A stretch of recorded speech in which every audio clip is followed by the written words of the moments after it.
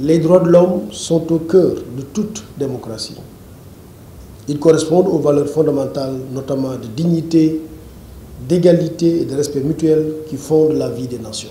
Je voudrais vous réitérer ma ferme volonté de soutenir le processus enclenché par le Comité sénégalais des droits de l'homme pour la reconquête de son accréditation au statut A. C'est pour cela que j'ai instruit mes services à travailler avec vous depuis le mois de mars 2023 pour revoir le projet de loi relatif à la Commission nationale des droits de l'homme du Sénégal pour se conformer aux principes de Paris. À ce jour, le projet est dans le circuit administratif pour validation et j'ai pu vous assurer que toutes les diligences seront menées pour son adoption. Je sais que la réforme du Comité sénégalais des droits de l'homme est un défi important, mais sachez que le gouvernement du Sénégal en a fait une priorité. Et je suis convaincu qu'avec l'implication de toutes les parties prenantes, nous parviendrons à redonner au comité son lustre d'antan.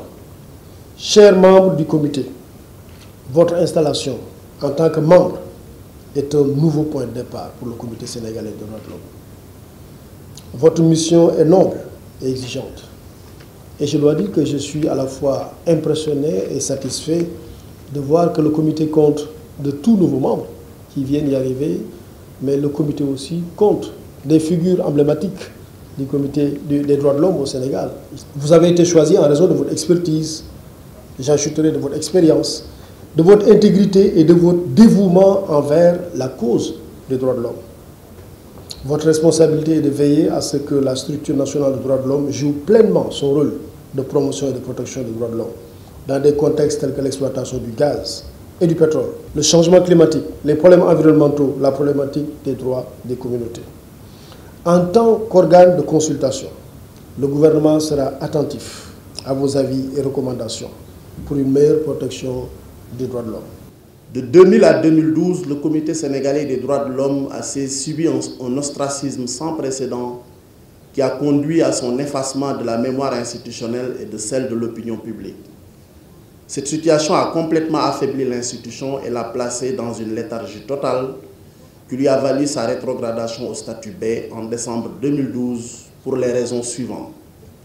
Première raison, budget insuffisant et non autonome. La deuxième raison, l'absence de transparence dans la procédure de désignation de ses membres.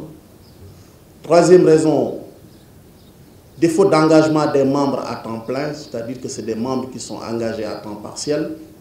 Et enfin, une insuffisance du personnel technique. Cependant, malgré toutes ces péripéties, des mesures et des actions de redynamisation du Comité sénégalais des droits de l'homme ont été entreprises depuis 2013. Le CSDH, soutenu et appuyé par le gouvernement du Sénégal, les partenaires techniques et financiers, les ONG et les organisations de la société civile évoluant dans le domaine des droits de l'homme.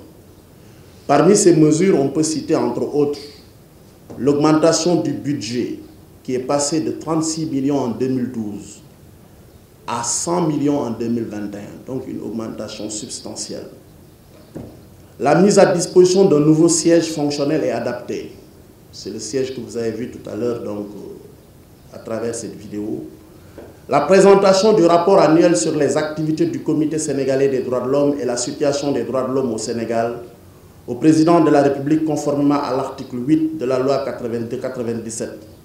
Donc je rappelle que de 2015 à nos jours, nous avons présenté tous les rapports jusqu'en 2022. Et à mon arrivée à la tête de l'institution, des rapports n'ont jamais été présentés depuis 2007.